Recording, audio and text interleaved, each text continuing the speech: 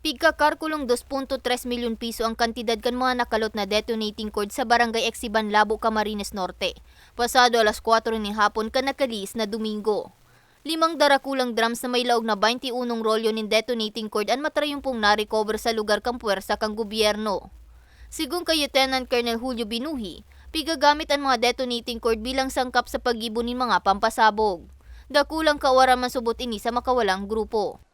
Ayon dito sa source natin na dating gumagawa ng ganun ay itong 21 rolls ay kapag ginamit ito kaya makagawa ng more or less 1,000 IED o improvised explosive device.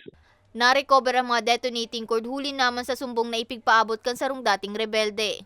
Sa mga kababayan natin na may nakakaalam pa dyan, mas maganda po na ipaalam nila sa otoridad o sa kasundaluhan, sa kapulisan na may mga ganito para ma-recover po natin at para hindi na po magamit. Naging matrayong po ang operasyon huli kang pinagsarong persa kang 81st Infantry Spartan Battalion, 16 Infantry Battalion, as in 85th Infantry Battalion. Para sa mga baretang tatak Bicol, Mae Arango.